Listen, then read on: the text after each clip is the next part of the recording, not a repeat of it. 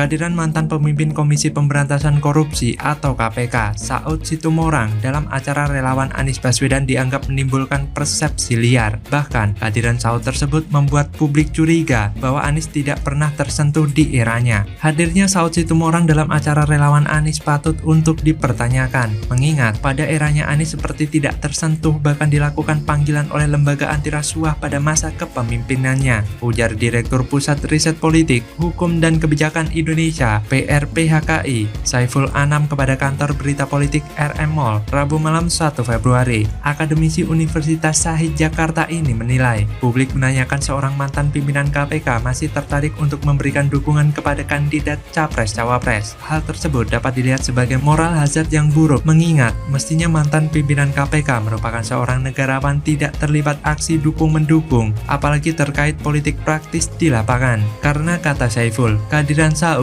dan turut memberikan dukungan untuk Anies dalam acara deklarasi sekretariat bersama kuning, hijau, biru atau sekber KIB yang mendukung Anies Baswedan maju sebagai calon presiden semakin memperkuat anggapan publik terhadap pertanyaan mungkinkah ini semua ada hubungannya dengan tidak tersentuhnya Anies pada masa kepemimpinannya di KPK? Nah, inilah yang perlu dipertanyakan, apalagi selama ini kita melihat bahwa KPK selalu melempem kalau berhadapan dengan kasus dugaan korupsi Formula E. Semakin menaruh curiga ketika dibalik saktinya Anies tidak tersentuh hukum, ternyata ada petinggi-petinggi KPK yang berperan. Sebelumnya, ada keluarganya yang lama jadi petinggi KPK, lalu BW, mantan pimpinan KPK yang jadi penjilatnya. Sekarang, ada mantan pimpinan KPK, Saud Situmorang yang mendukungnya. Kan makin jelas, banyak kejanggalan yang terungkap ke publik dan barang tentu keadilan KPK dalam memproses dugaan korupsi Formula E yang melibatkan Anies pun dipertanyakan. Hal itu pun semakin didukung fakta di mana ex-pimpinan KPK nilai tak ada mens rea Anies di kasus Formula E. Melansir dari detik.com, mantan pimpinan KPK Saud Situmorang menilai Anies Baswedan tak bisa ditersangkakan dalam kasus dugaan korupsi Formula E. Hal itu menurut dia terjadi karena tidak ditemukan niat Anies melakukan tindak pidana atau mens rea. Awalnya, Saud ditanyakan terkait situasi KPK saat ini. Saud diminta tanggapan sebagai mantan pimpinan KPK terkait adanya upaya untuk menjadikan Anies Baswedan tersangka. Saud lalu menjawab bahwa menjadikan orang tersangka itu ada prosesnya. Dia kemudian menilai tidak ada mens rea atau kerugian negara yang disebabkan oleh Anies Baswedan. Sebab Saud yakin Anies adalah sosok yang berintegritas. Keyakinannya itu muncul ketika dia masih ada di KPK. Ia kemudian menyimpulkan bahwa Anies Baswedan pasti bakal jadi presiden. Waduh, Saud Situmorang ini lucu cara berpikirnya. Orang yang tak memiliki prestasi dan rekam jejak buruk saat berkuasa kok dikata punya integritas sebagai presiden.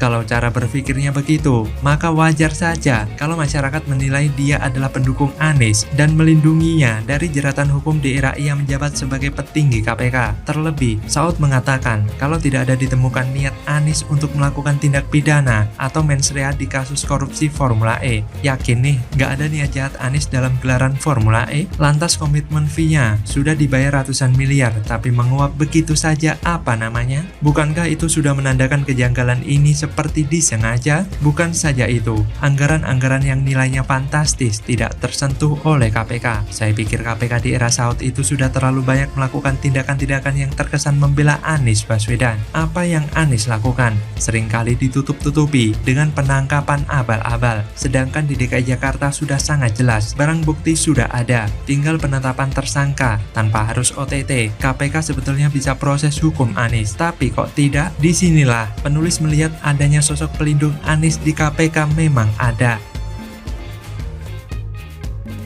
Memang ramai. Berdasarkan informasi yang kami dapat dari warga setempat, tadi juga kami sudah menanyakan ke beberapa warga bahwa pada saat terjadinya kecelakaan, memang dikatakan bahwa sepeda motor atau pengendara sepeda motor menghindari sumur resapan.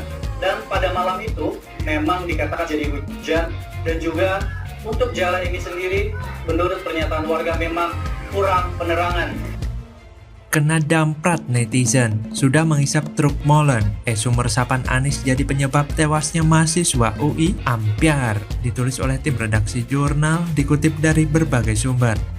Lagi-lagi kemalangan menimpa ex-Gubernur DKI Jakarta Anies Baswedan setelah dikabarkan sumur resapan menelan truk molen. Kini program penuntasan banjir gagasan Anies itu beralih nama menjadi sumur maut karena diduga telah menelan korban jiwa. Hal itu pun diungkapkan oleh netizen dari akun Twitter Tukang Rosok TM, di mana ia menuding ternyata mahasiswa UI yang meninggal akibat kecelakaan karena menghindari sumur resapan. Lantas netizen pun menyebut penggagas sumur resapan jahat, yang mana kita ketahui kalau penggagas program tersebut adalah Anies Baswedan. Waduh, kok jadi berabe nih? Program unggulan ex-Gubernur DKI Jakarta malah menelan korban jiwa. Terlebih sebelumnya, publik juga sempat digegerkan adanya berita truk molen yang kejeblos sumur resapan sampai nyungsep. Walaupun kasus kecelakaan yang menimpa mahasiswa UI masih direkonstruksi ulang dan belum menemui titik temunya, akan tetapi kondisi jalan tempat mahasiswa UI kecelakaan itu banyak terdapat lubang sumur resapan sepanjang jalan, dan hal itu pun menimbulkan kecurigaan bahwa sumur resapan juga menjadi faktor penyebab kecelakaan tersebut.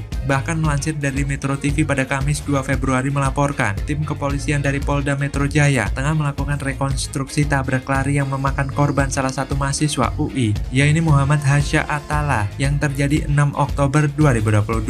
Tim kepolisian pun terlihat menghadirkan pengendara mobil yang terlibat dalam kasus ini dan merupakan pensiunan kepolisian dan beberapa alat bukti lainnya.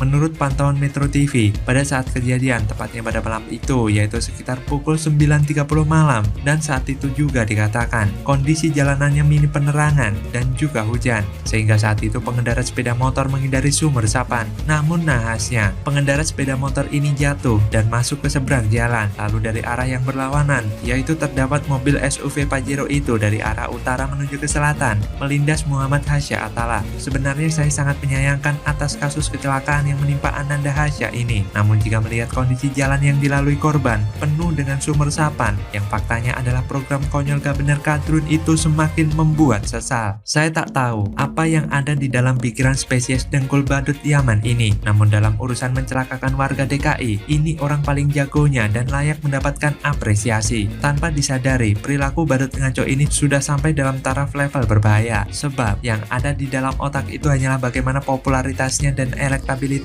bisa naik dengan cara apapun, najis atau haram, peduli setan. Selama masa jabatannya sebagai Gubernur DKI, badut Yaman ini mampu membuat hidup warga DKI 48 menjadi amat sangat sengsara dan tersiksa lahir dan batin. Balas dendam? Entahlah. Namun, beragam program konyol anfaedah selalu ada dan selalu ia lakukan tanpa punya rasa malu. Manuver-manuvernya pun jelas-jelas sangat meresahkan dan membahayakan nyawa warga DKI demi kepentingan politik terselubung yang diusungnya dengan kelompoknya. Keculasan memang memiliki hasrat destruktif, hati yang diselimuti ambisi sulit untuk bersikap objektif. Itulah Anies Baswedan. Ironis memang, tapi itulah fakta yang terjadi. Manusia ini merasa dirinya adalah pahlawan bagi warga JKT58 dengan memanipulasi alam bawah sadar mereka yang mayoritas bego. Terlebih beberapa saat lalu, memang kita tahu kalau sumur resapan maut milik Anies ini juga telah menelan truk molen yang tengah melintas di Jalan Batu Ceper Raya, Kebun Kelapa, Gambir, Jakarta Pusat. Usai peristiwa itu, sumur resapan yang digagas ex-Gubernur DKI Jakarta tersebut ditutup permanen. Memang selayaknya harus demikian, ditutup permanen agar tak menimbulkan korban lanjutan.